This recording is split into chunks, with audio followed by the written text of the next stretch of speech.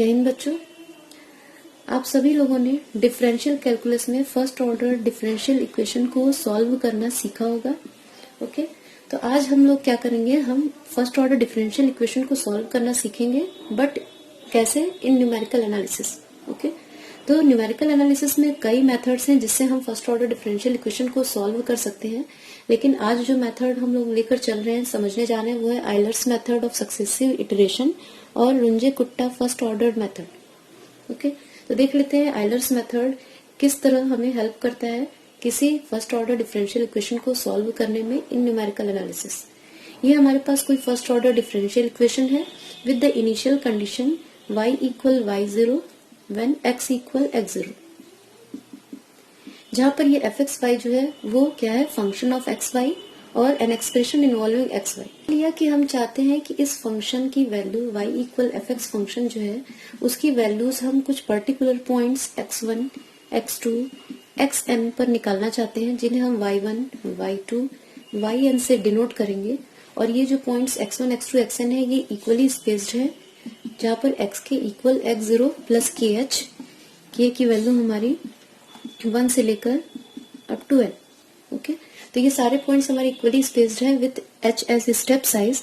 तो इस केस में क्या है, या तो हमारे पास या तो इस डिफरेंशियल इक्वेशन को सॉल्व करना बहुत मुश्किल है, इतना कॉम्प्लिकेटेड है, या हम इसे हम सॉल्व नहीं कर पा रहे हैं, या तो हम इसे किसी known method of differential calculus solve करना नहीं चाहते, लेकिन हमें क्या है, हमें फंक्शन की वैल्यूज चाहिए at these points x1, x2, xn।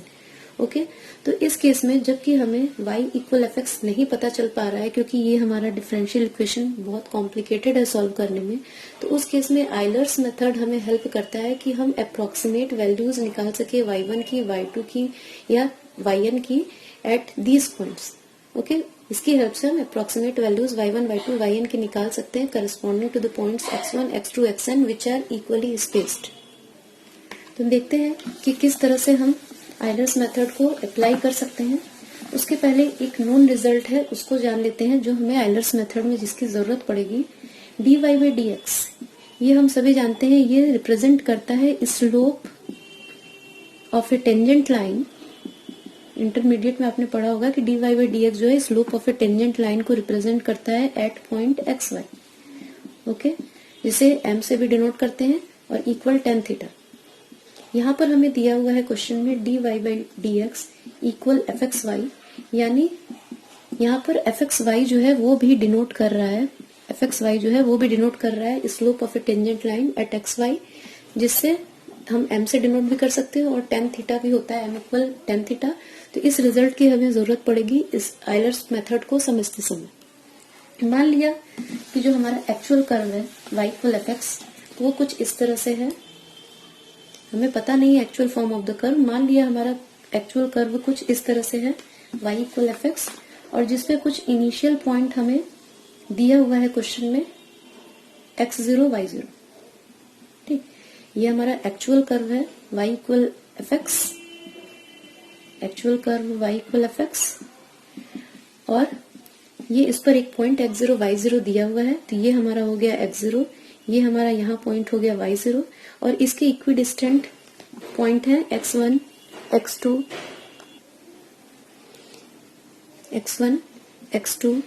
x3, और ऐसे ही ये हमारा ये पॉइंट यहाँ पर xn है। ये सारे पॉइंट जो है इक्वली स्पेस्ड है, h जो है स्टेप साइज है। ओके, तो ये x0, y0 पॉइंट हमें एक्चुअल कर्व पे दिया हुआ है। अब हम क्या करते हैं, x1 पॉइंट पे हमें y1 की वैल्यू चाहिए, x1 पॉइंट पे फंक्शन की वैल्यू यानी y1 हमें पता करना है क्या होगा। तो हम क्या करते हैं, इस x0, y0 पे एक टेंजेंट लाइन ड्रॉ करते हैं, जिसका स्लोप हमें कैसे पता चलेगा, हमें पता चलेगा स्लोप fxy। इसमें जब हम x equal x0, y equal y0 put करेंगे, तो हमें slope at the point x0, y0 मिलेगा, जो कुछ इस तरह से होगा fx0, y0।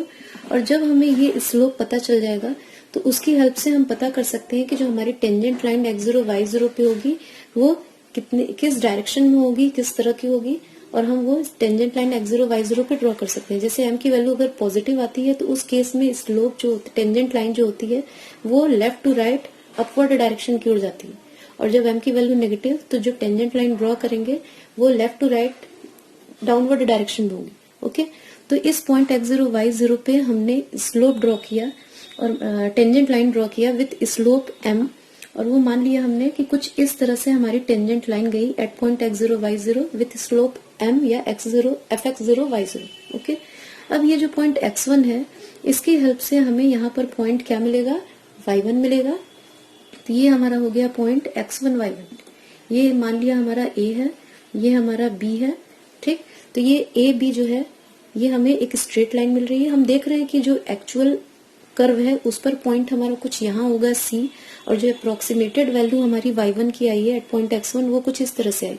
ओके, तो ये एग्जैक्ट हमारा जो कर्व पॉइंट है वो पॉइंट हमें नहीं मिला, लेकिन अप्रोक्सीमेट वैल्यू हमें y1 की मिल रही है एट पॉइंट x1। और ये जो थोड़ा सा एरर है, यही एरर आ रहा है हमारा, जो ये आप देख रहे हैं ये एरर है।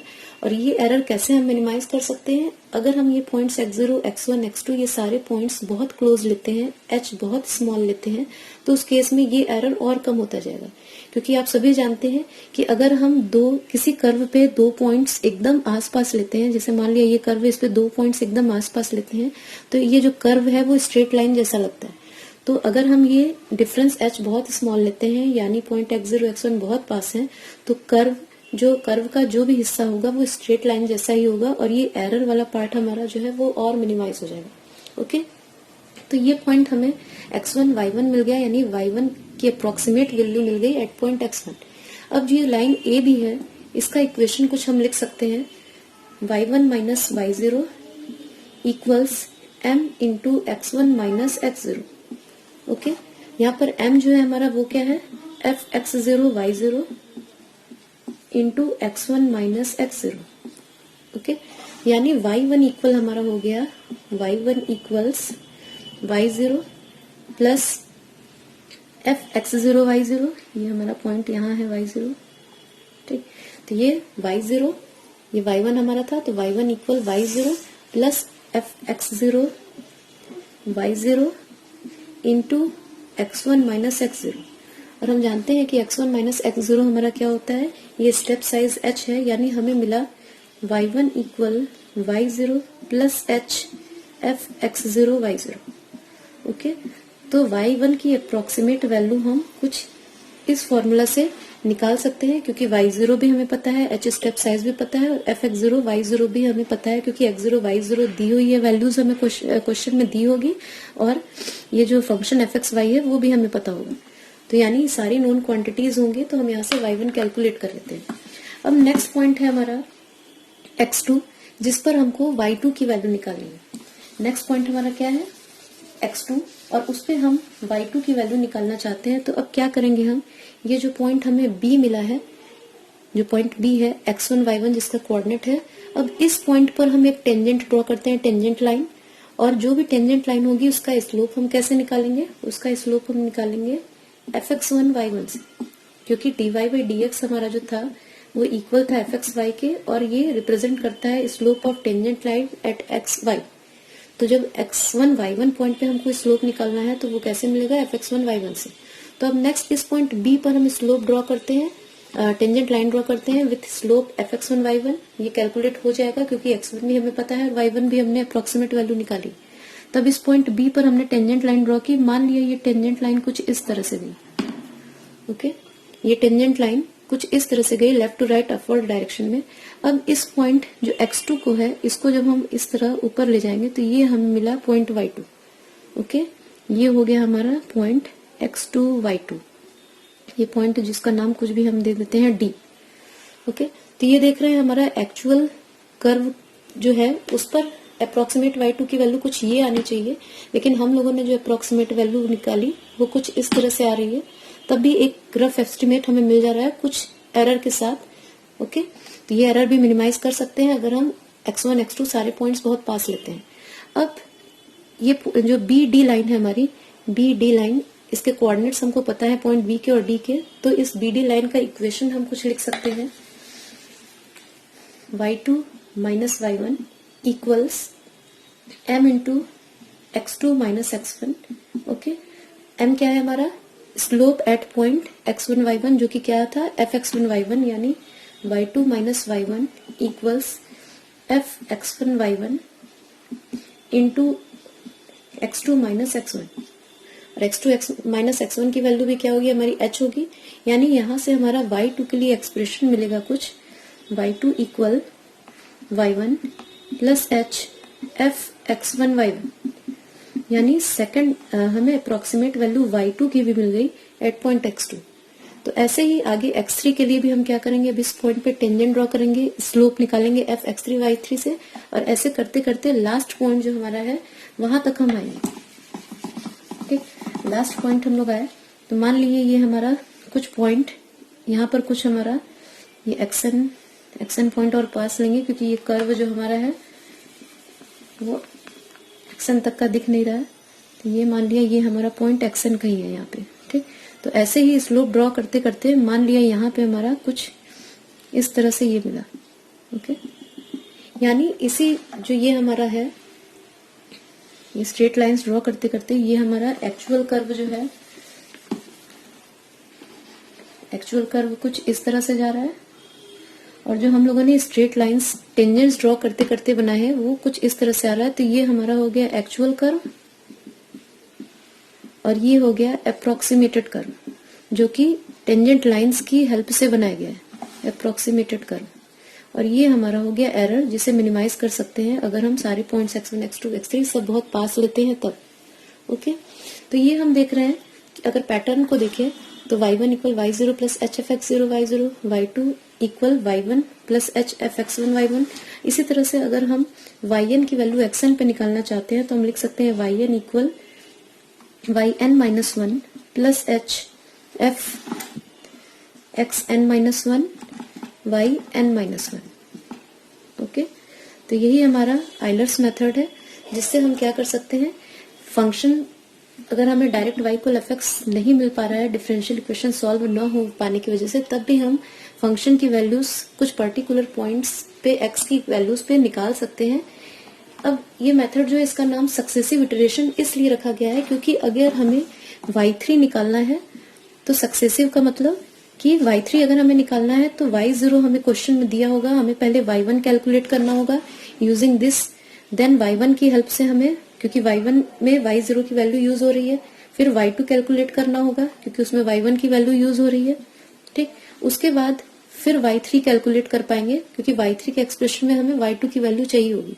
तो सक्सेसिवली हम y0 के बाद y1, एक सीक्वेंस में y0 के बाद y1 निकालते हैं, फिर y2, फिर y3, इसलिए इसे सक्सेसिव इटरेशन। और इटरेशन किस लिए, इटरेशन का मतलब कि कुछ इंस्ट्रक्शंस या कोई फॉर्मूला है उसको बार बार रिपीट करना।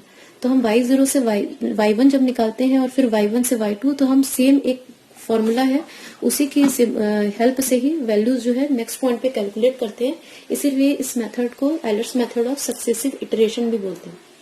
ओके, तो ये तो था मेथड।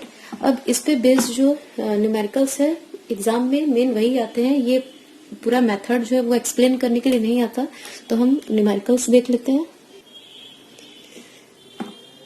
एक क्वेश्चन है जिसमें आइलर्स मेथड की हेल्प से हमें function y equal fx, y की वैल्यू निकालनी है जब x की वैल्यू 1 हो। डिफरेंशियल इक्वेशन फर्स्ट ऑर्डर का जो है वो कुछ इस तरह से दिया हुआ है, dy by dx equal x plus y, और इनिशियल कंडीशन दी हुई है कि जब x की वैल्यू 0 है तो y की वैल्यू 1। तो आइलर्स मेथड में सबसे पहले हम fx y इक्वल हम लोग देख रहे हैं x प्लस वाई दिया हुआ है, इनिशियल कंडीशन के अकॉर्डिंग जब x0 0 है, y0 की वैल्यू 1। अब हम वैल्यू कब निकालना चाहते हैं, हम y की वैल्यू निकालना चाहते हैं एट x इक्वल 1। और आइलर्स मेथड में हम जानते हैं कि h की वैल्यू जितनी स्मॉल हम लेंगे उतना एक्यूरेट रिजल्ट आएगा, एरर की पॉसिबिलिटी कम होगी एक्चुअल फंक्शन और हमारे फंक्शन जो होगा उसकी वैल्यूज में। ओके, तो इसके लिए क्या करते हैं, मान लिया कि हम h की वैल्यू कुछ इस तरह से ले रहे हैं, मान लिया h की वैल्यू हम ले रहे हैं, हमें 1 पे निकालना है फंक्शन की वैल्यू, इनिशियल वैल्यू हमें 0 दी हुई है, मान लिया इसको हम 10 से डिवाइड कर रहे हैं और h की वैल्यू ले रहे हैं 0.5। ओके, तो जो पहला पॉइंट हमारा x0 है वो 0 है, x1 जो है वो 0.1 हो गया, x2 0.2, और इस तरह करते करते x10 जो हमारा आएगा वो होगा 1.0।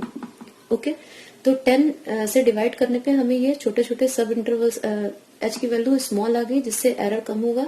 जरूरी नहीं है कि h की वैल्यू हम 0.1 ले और x0 से लेकर x10 तक वैल्यूज को कैलकुलेट करें, फंक्शन की वैल्यूज x0 से लेकर x10 तक हर पॉइंट पे कैलकुलेट करें। अगर एग्जाम में टाइम कम है तो हम यहाँ क्या कर सकते हैं, हम 10 की जगह 5 से डिवाइड करेंगे या 4 से डिवाइड करेंगे। जैसे 5 से डिवाइड जब हम करेंगे तो उस केस में हमें क्या होगा, वैल्यू मिलेगी 0.2 और हमारा स्टार्ट होके x0 से लेकर x5 तक आएगा। तो हमें y1, y2, y3, y4, y5 up to y5 he calculate करना होगा। लेकिन उस समय एक्चुअल आंसर और हमारे आंसर में थोड़ा सा अंतर हो सकता है, लेकिन रिजल्ट गलत नहीं होगा। तो अगर क्वेश्चन में नहीं दिया है कि आप कितना स्टेप साइज लीजिए और आप चाहते हैं कि हमारा एरर कम हो, तो उस समय आपको जो डिवाइड जो करेंगे वो बड़ी वैल्यू लेनी पड़ेगी, 10, 15 इस तरह से, ताकि x10 तक हमारा जाए और y10 की वैल्यू कैलकुलेट करनी पड़े। एरर कम होगा इस केस में। लेकिन अगर आपके पास टाइम कम है तो आप क्या कर सकते हैं, यहाँ पर h की वैल्यू जरूरी नहीं है कि हम x10 तक वैल्यूज को ले जाएं, हम x4 तक, x5 तक ले जाकर उसे अकॉर्डिंग वैल्यू कैलकुलेट कर सकते हैं। ओके, तो यहाँ पर हम लोगों ने h की वैल्यू क्या है 0.1 ली, तो दिख रहा है कि x10 पे हमारी वैल्यू 1 हो रही है, यानी इसी पर हमको फंक्शन की वैल्यू निकालनी है, यानी हमें एक्चुअली निकालना है y10। हमें क्या निकालना है, y10 निकालना है, तभी हमें x इक्वल 1 पे y की वैल्यू पता चलेगी। तो आइलर्स मेथड में हम जानते हैं कि हमारा आइलर्स मेथड का फॉर्मूला कुछ होता है yn equal yn-1 plus hf xn-1 yn-1, okay, जहाँ पर n की वैल्यू जो है 1, 2, 3 इस तरह से हम देते हैं। तो सबसे पहले अगर हमें x0 दिया हुआ है, x0 पे y0 की वैल्यू, तो इसकी हेल्प से क्या करेंगे, सबसे पहले हम 1 कैलकुलेट करेंगे, n की वैल्यू 1 पुट करके, इसमें n की वैल्यू 1 पुट करेंगे और y1 कैलकुलेट करेंगे। तो y1 इक्वल हमारा यहाँ से फॉर्मूला बनेगा y0 plus hf x0 y0। आप डायरेक्ट भी चाहे, अगर आप चाहते हैं कि हम ये जनरल फॉर्मूला, जनरल टर्म का फॉर्मूला ना लिखें और हम स्टार्ट करें कुछ यहाँ से, तो आप इस तरह भी कर सकते हैं कि आइलर्स थ्योरम से हम जानते हैं कि y1 को अप्रोक्सीमेट करने का क्या कंडीशन है, y1 equal y0 plus hf x0 y0। Direct यहाँ से भी आप थ्योरम क्वेश्चन स्टार्ट कर सकते हैं। तो y1 निकालने के लिए y0 की वैल्यू 1 दी हुई है, h हम लोगों ने 0.1 लिया था, f x0 y0, f x0 y0 की जगह हम लिख सकते हैं x0 प्लस y0। ओके, ये हो गया 1 प्लस 0.1, x0 की वैल्यू हमारी 0 थी और y0 की वैल्यू 1, और इसे जब हम सॉल्व करेंगे तो y1 इक्वल हमारा आएगा 1.1। ओके, अब ये सब सॉल्व करने के लिए आपको कैलकुलेटर की जरूरत करेगी। मैनुअली अगर खुद सॉल्व करेंगे तो बहुत टाइम लग जाएगा आपको एक क्वेश्चन को सॉल्व करने में, तो कैलकुलेटर की प्रैक्टिस करिए ताकि जल्दी से आप अपना रिजल्ट निकाल सकें। y2 इक्वल नेक्स्ट हम निकालेंगे जब, तो वो हमारा फॉर्मूला होगा y1 plus hf x1 y1।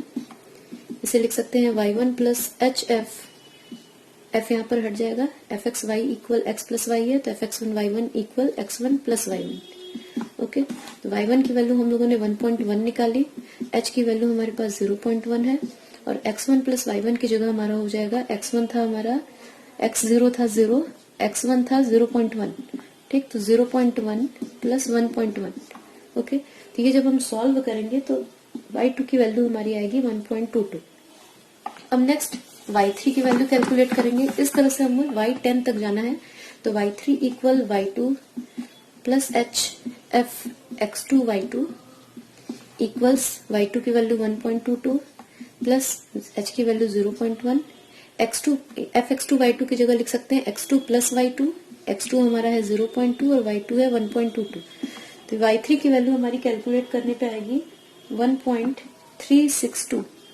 Okay, अब y4 इसी तरह कैलकुलेट करेंगे। तो आप देख रहे हैं कि एक बार प्रोसेस स्टार्ट हो जाए तो बहुत डिफिकल्ट नहीं है अगर आपके पास कैलकुलेटर है तो y4 equal y3 plus h f x3 y3, y3 की वैल्यू हमारे पास है 1.362 प्लस 0.1 और x3 प्लस y3 यहाँ पर हो जाएगा हमारा इस जगह पे, x3 की वैल्यू थी 0.3, y3 की वैल्यू 1.362।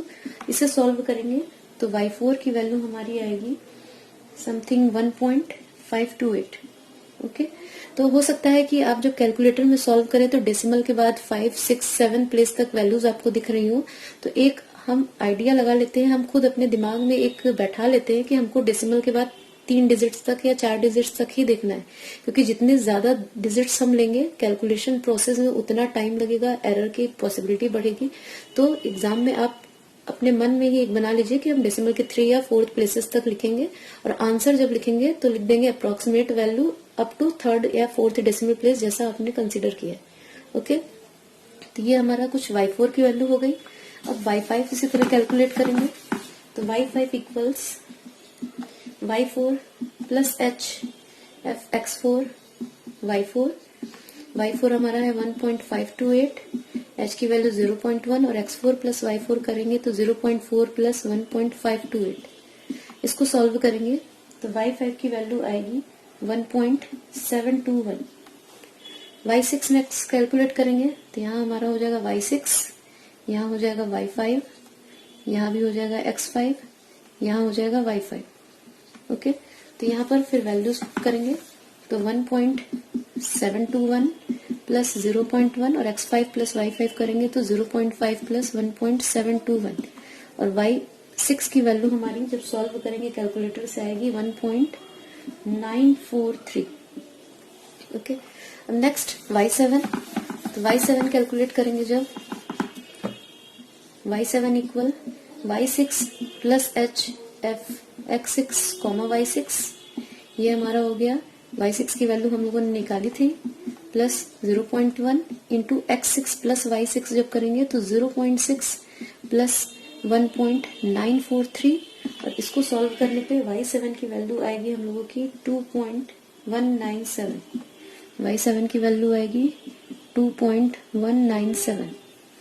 यहीं से फिर y8 कैलकुलेट करेंगे तो y8 इक्वल्स, इसे रब कर देते हैं, y8 इक्वल हमारा हो जाएगा y7 plus hf x7 y7 equal y7 हम लोगों ने निकाला है 2.197 प्लस 0.1, और ये fx7 y7 की जगह लिख सकते हैं x7 प्लस y7 इस फॉर्मूला से, तो 0.7 प्लस 2.197। सॉल्व करने पे यहाँ से हमारी y8 की वैल्यू आएगी कुछ, y8 की वैल्यू आई हमारी 2.487। Okay, next y8 plus hf x8 y8 equal 2.487 plus 0.1, x8 plus y8 करेंगे तो 0.8 प्लस 2.487, यानी सॉल्व करने पे y9 की वैल्यू हमारी आएगी 2.816, और y10 जो कि फाइनल वैल्यू है हमारी y की, वो होगा y9 plus hf x9 y9 equal 2.816 plus 0.1 into x9 plus y9। ठीक, तो इसको सॉल्व करने पे y10 की हमारी जो वैल्यू आएगी वो आएगी 3.188। ओके, और यही वैल्यू जो है हमें कैलकुलेट करनी थी, क्योंकि हमारा जो पॉइंट x10 था वो क्या था, वो 1.0 था, और इसी पे हमें वैल्यू कैलकुलेट करनी थी y की, तो यानी y10 ही कैलकुलेट करना था। तो y10 हमारा आया दिस, तो हम लिख सकते हैं y equal 3.188 at x equal 1.0 up to 3 decimal places, up to 3 decimal places. ठीक, ये अप्रोक्सीमेट वैल्यू है हमारी, एग्जैक्ट वैल्यू नहीं है, approximate value of y। Okay, Euler's theorem पे बेस्ड एक और क्वेश्चन देख लेते हैं। यहाँ पर हमें फर्स्ट ऑर्डर डिफरेंशियल इक्वेशन दिया हुआ है dy by d x equal x plus y square, यानी एफ एक्स वाई की value x plus y square दी हुई है। इनिशियल कंडीशन दिया हुआ है कि जब x की वैल्यू 0 है यानी x0 इक्वल 0, देन y की वैल्यू उस केस में क्या है 1, यानी y0 इक्वल 1। हमें अप्रोक्सीमेट वैल्यू निकालनी है y की एट 0.4, यानी x इक्वल 0.4 पे हमें y की वैल्यू निकालनी है, और क्वेश्चन में दिया हुआ है इन 4 स्टेप्स। ओके, तो 4 स्टेप्स यानी हमें स्टेप साइज जो लेना है वो कैसे लेना है, स्टेप साइज में जितने स्टेप्स हैं उससे डिवाइड करते हैं, 4 स्टेप्स यानी 4 से डिवाइड करेंगे। वैल्यू चाहिए हमें 0.4 यानी फाइनल वैल्यू जिसपे हमें निकालनी है फंक्शन की value, minus initial value of x, और इनिशियल वैल्यू ऑफ x क्या है 0। ये कुछ इस तरह से निकालते हैं xn minus x0 by n।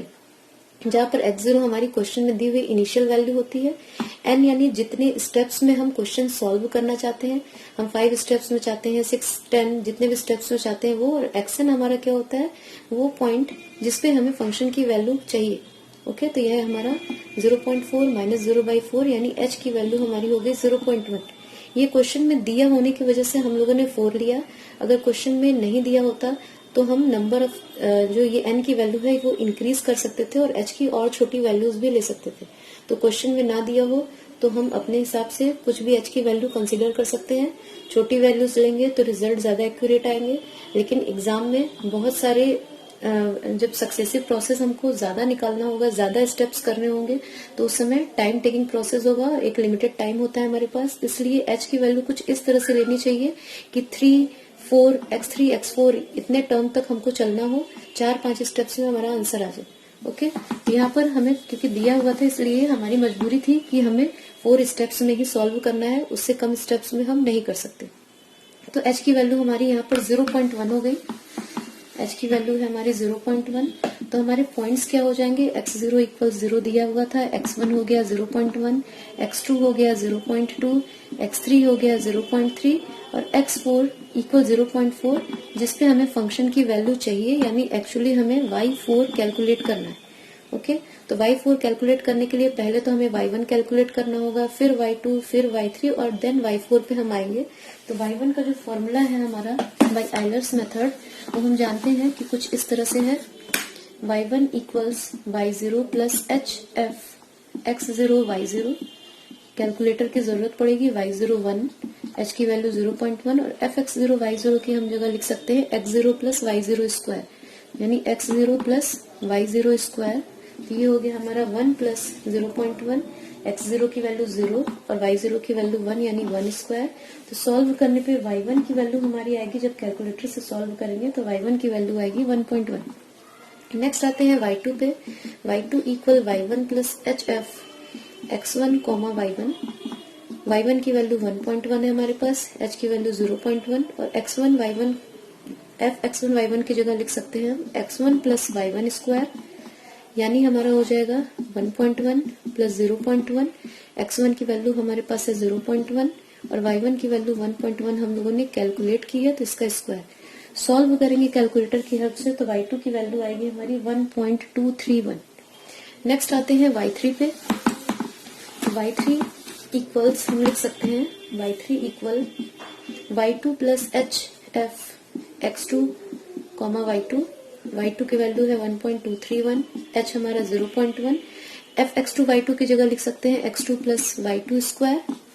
Okay, x2 y2 square, यहाँ से हमारा हो गया 1.231 प्लस 0.1, x2 की वैल्यू 0.2, y2 की वैल्यू हम लोगों ने निकाली है 1.231 स्क्वायर हो गया ये पूरा, और ये सॉल्व करने पे y3 की वैल्यू हमारी आएगी 1.4025। ओके, y4 जब कैलकुलेट करेंगे तो वो होगा y3 plus hf x3 y3 हमारा है 1.4025, h की वैल्यू 0.1 और यहाँ लिख सकते हैं x3 प्लस y3 स्क्वायर, और यहाँ पर वैल्यूज पुट करेंगे तो 1.4025 प्लस 0.1, x3 की वैल्यू 0.3 और y3 हम लोगों ने कैलकुलेट किया है 1.4025 स्क्वायर। इसको जब सॉल्व करेंगे तो y4 की वैल्यू हमारी आएगी 1.6292 और हमें x4 हमारा था, x4 ही 0.4 था, यानी हमें y4 ही कैलकुलेट करना था। तो हमारा आंसर जो हो गया वो हो गया y equal 1.6292 at x equal 0.4 और y 0.4 इक्वल 1.6292। ये अप्रोक्सीमेट वैल्यू हुई y की at 0.4 up to 4 decimal places. Okay, तो इसी तरह से आप जो है वो आइलर्स मेथड को लगा सकते हैं। h की वैल्यू क्वेश्चन में दी होगी या नंबर ऑफ स्टेप्स दिए होंगे तो n उसी अकॉर्डिंग हम लेंगे, और नहीं दी होगी अगर h की वैल्यू तो हम अपने हिसाब से टाइमिंग के हिसाब से कि एग्जाम में हमारे पास कितना टाइम है उस हिसाब से स्टेप साइज को बढ़ा या घटा सकते हैं।